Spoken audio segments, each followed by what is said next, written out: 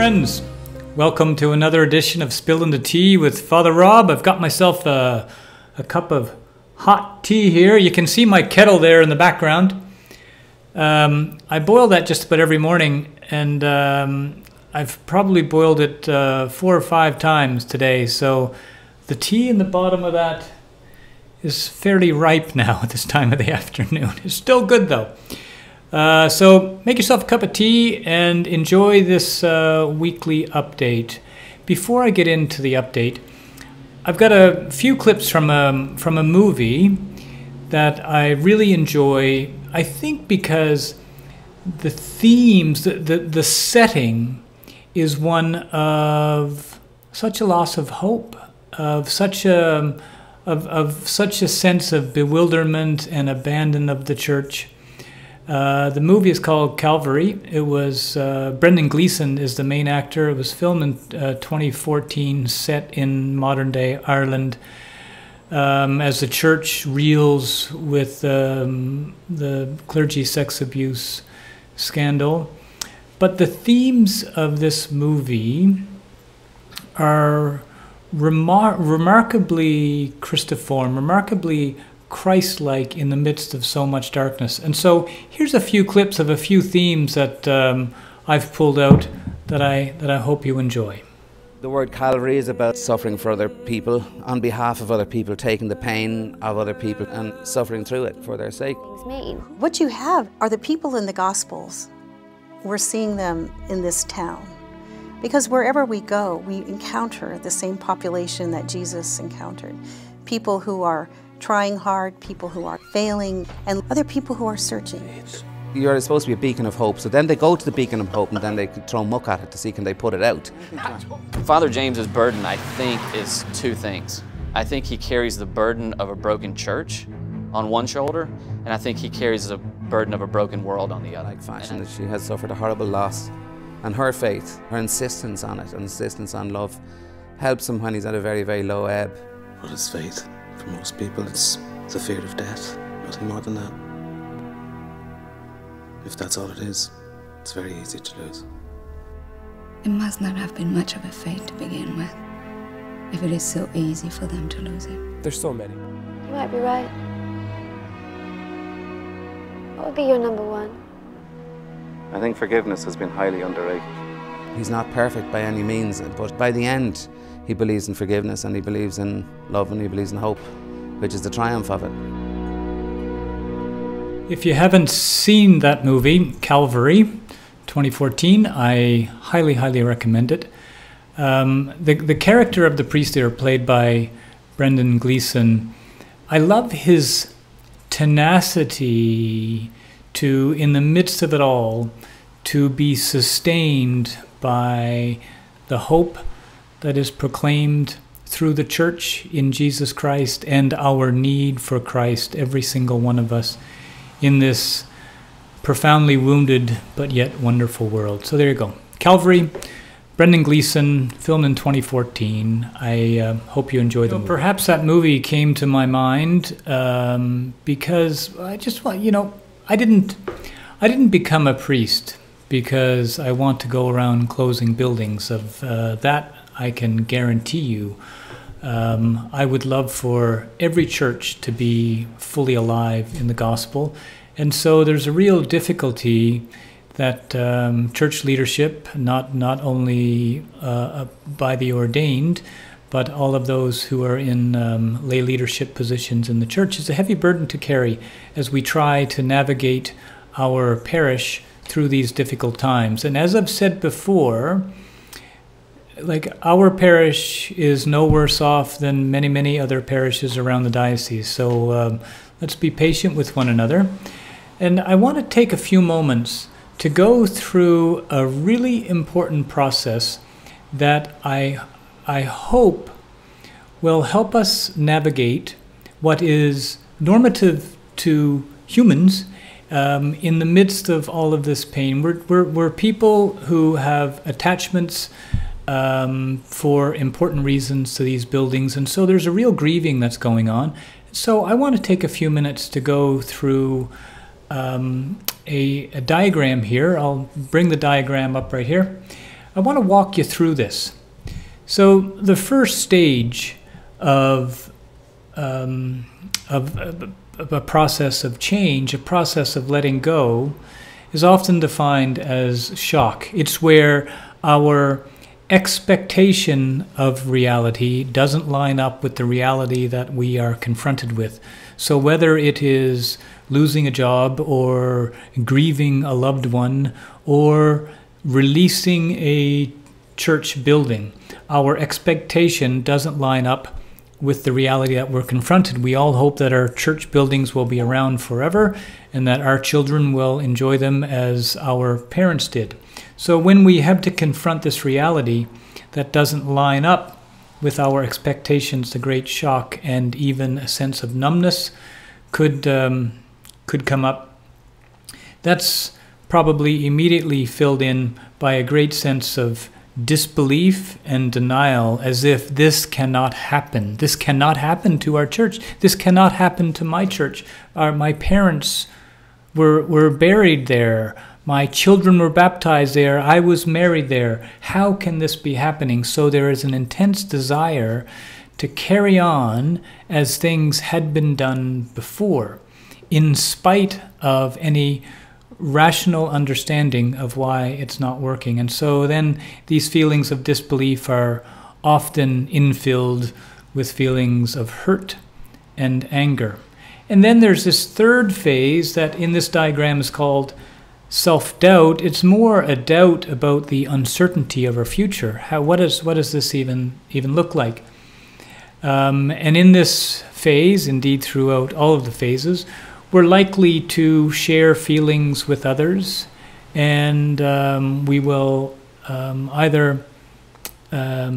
this will either intense our feelings of hurt and anger, or it could alleviate them as we interact with other voices in our lives and we share our feeling. What is for sure, even people who may deal with this a little better than some, there is a profound sense of sadness. Of course there is. Who wants to be? I didn't become a priest in the church to go around closing churches, that's for sure. During this phase, there's probably a lot of blaming others, blaming previous leaders or previous pastors, and blaming other people who may have been involved in these decisions.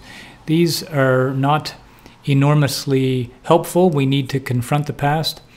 But like anything, whether it is a death, a job loss, or a closing of the church, the bottom line is we need to confront the reality as it is, not as we would have it be. The next phase, step 4, in accordance with this diagram, which I really like, is acceptance and bargaining. Even if you don't get on board with the new plan, there is an acceptance of this new reality. We accept that the old is not coming back, and we let go to whatever the new is. And of course, as your pastor, I'm hoping that the new you're going to rally around is the new parish of Stella Maris, a new clinging to Christ through the Blessed Sacrament. Although we will be gathering in a new location, it is the same faith, it is the same church, it is the same Lord who we cling to. Now this requires a high level of trust in even making the transition, but I understand that some people, this now is leveraging to step 5 here, some people who do move forward into this phase of what's called here experimentation, they're going to try something else out new. Now the problem that we may face with this phase of experimentation is if there is a low-level engagement, or I will use the example of a reality that we're confronting here. This process of parish amalgamation is not all of us moving to St. Michael's and St. Michael's continues on the way it was. We are starting something new here. Yes, it is in the location of St. Michael's because of the expense of building a new location. It's cost prohibitive. that we don't have $15 million to throw at a new building. So we're going to start at the St. Michael's location to build something new. And this is where a challenge is going to come in for people at St. Michael's, because when they really get to see, this is no longer just St. Michael's people doing St. Michael's things. This is a new thing that we are building. We're going to have to work through, the people at St. Michael's are going to have to work through the same process, although somewhat different, because they're not actually releasing their whole building. So my message to you people from St. Michael's is, as these new parishioners join us from the other churches, just keep in mind that they have given up their church building and they are committed to this new project of Stella Maris. It's not easy for anyone, but it is a path that we all need to walk together. It requires a high level of trust.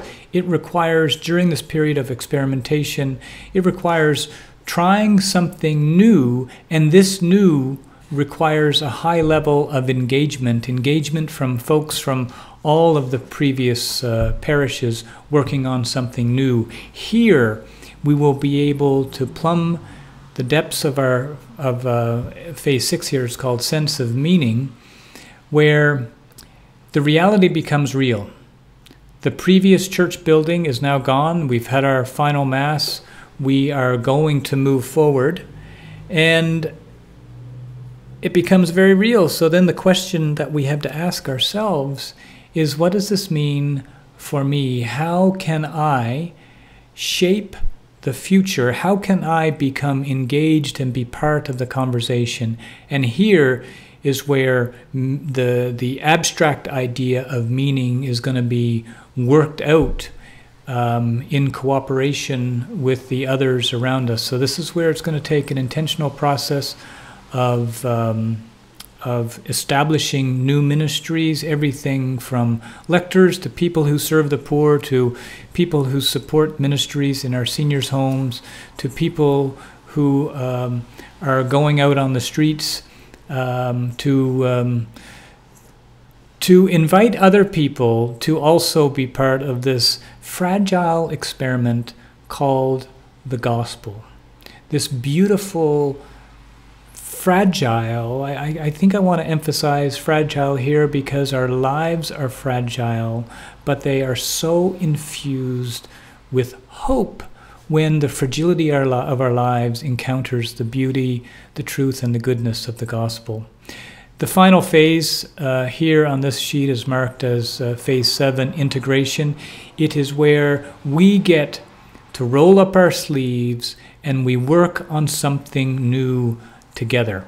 So my question is, in the year 2021, what is the Holy Spirit speaking into the church? What is the Holy Spirit speaking into our parish this year?